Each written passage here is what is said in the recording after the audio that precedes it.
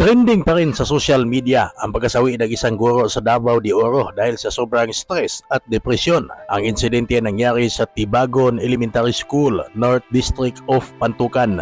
Ayon sa report, nag-ugat di umano ang stress at depresyon ng guro matapos ang matinding sermon at pang-iinsulto sa kanya ng kanyang principal dahil sa isang bata na kanyang estudyante na nadisgrasya sa loob ng kanyang classroom.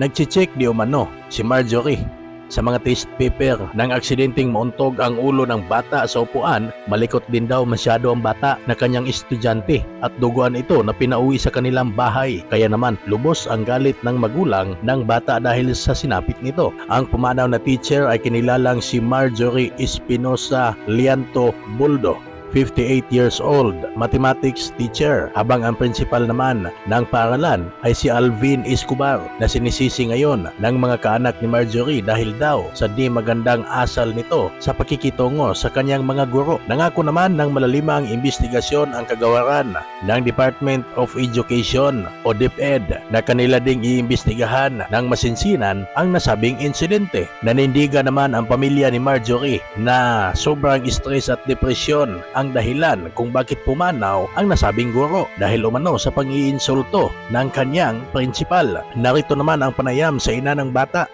Kay dili pa man nimo pag-abot sa bata, dili pa man nimo makita jud kung unsa ka grabe kay iyang buhok ato nga time kay kanang wala pa namo napagupitan ba. Tabon. Nitabon.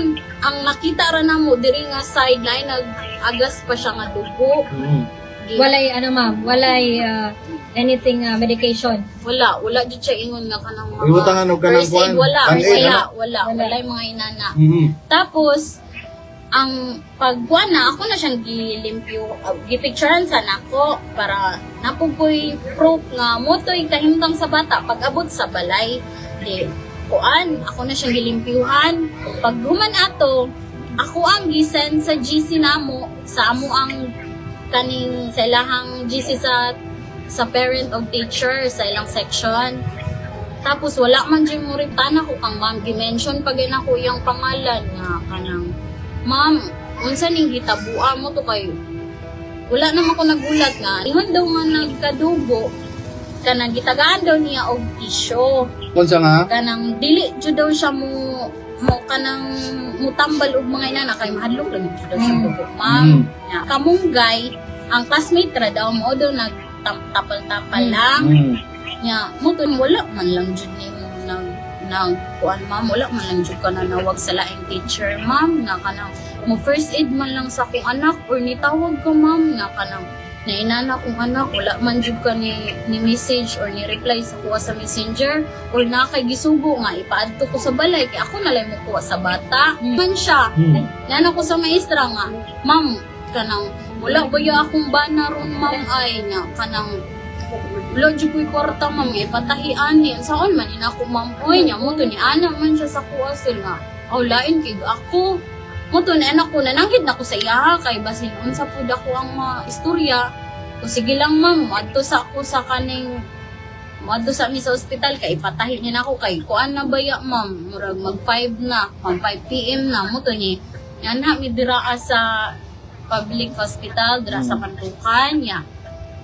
Muto natahi na ang bata pagkaugma kanang gusto man pud nako ba nga awareness sa eskwelahan sa principal nga kanang makabalo sa nahitabo kay ang ako ang gikasakit nganong wala siya nanawag og laing maestra nagpatabang nga i-first aid man lang akong anak bago pa paulion or manawag sa kuha nga kuhaon ako ang anak kay para ang ako among kasakit ato kay ang worst kay gipabaktas akong anak nagkadugo nya wala toy nakakita sa iya ha wala siya napasakay padung sa mua wala ko kabalo basi nakuyapan akong anak sa dalan ana ba moto kong purpose nga niadto ko sa principal pagka 5 na September 5 moto kong purpose nga i-aware na ko ang principal nga sir inani di ay kung masamad ang bata papaulion lang dili man lang ninyo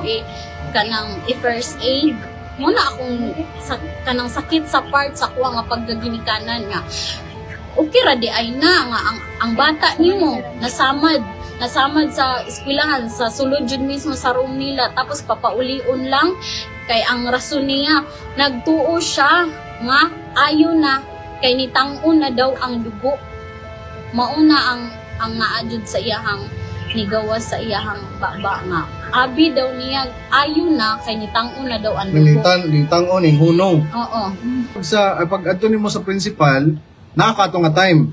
Yes, sir. Nagatubangay ni sir, gipatawag siya. So kamong tulo nakatubangay. Yes, niya. Na-witness nga isa ka teacher. Katong istorya ba nga gikasab-an kuno siya, gikasab-an ang si Ma'am Marjorie nakakatong tungura. Grabe gid ba kayo ang pagpangasaba nga tudo-tudo jud kayo? Katong gingon nila, sir, nga di fuck you, wala jud ko. Wala to katong wala ko ka dili ko ka kuanana nga gi-fuck you siya kay wala man jud kita ko dana, sir. Ang lamisa anaon niya, sir. Unsaon niya? Anaon niya ang lamisa, murag na-express na niya nga kanang Marag bundak, niya kuan bundak. Hindi pa na natuloy ang kamot, ganana siya. Oo.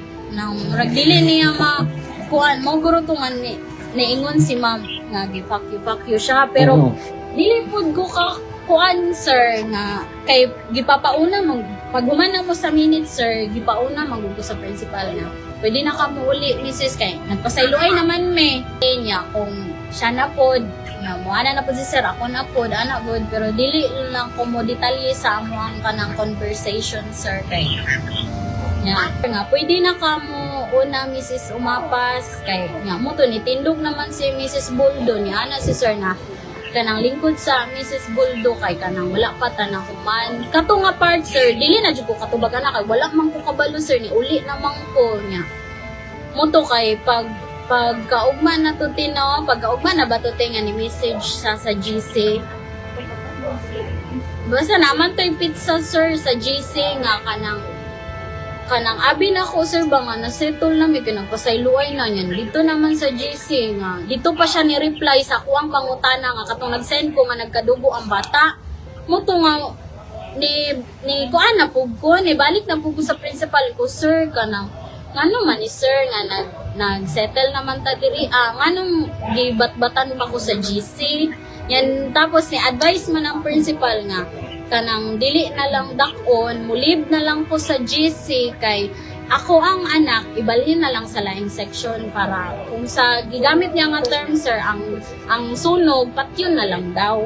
Mo to nga, wala na ko kabalo nga, kanang gi-post, sir, mauna nga mensahe ang kanang gi-post, maunang sa GC niya nga gibutang. Kanang kuan niya, antibiotic, o katong nagasto na mo anti-tetanus o patahi. Mo na lang to, sir, ba silbi magparipan na lang ko. Mo to ko ang kuan. Mo dyan na, honest jud kay ko. Kay ang uban ba yung tao ang gikuan sa kuha kanang niadto do kong principal kay mangwarta. Ang ako ba nga kanang kay kabalo manggod ko nga naay bullying nga part nga duha ka student nga involved banto nga nisayo pud akong anak nga na kuan na disgrasya siya kay ilaha man gibuli kung dili daw mo sayaw, sir, ilaha man daw hapakon tapos ni angkon man pud, sir, ni message man ang duha ka parent nga ila daw gi-investigate ilahang anak ni angkon man jud ilang anak, sir, nga kanang ila daw ginana pud daw akong anak mao daw to nga nilikay daw akong anak napakong asa nga part kuan, noon ang mga basher mo, create ng basher kay mga kuan mo guna sila. Kanang, ang ako lang kuan sa ilaha, kanang, dili unta sila, wala sa unta nila gi-question akong pagkagilikanan. Kay, gibuhat raman ako, kay, gisusi lang ako ba? Nahitabo jud sa kong anak. Unta, dili mahitabo sa ilaha. Kay, ay mga judgment nila, okay ra guro sila nga ilang anak kanin ato kay i-judge mo ko nila.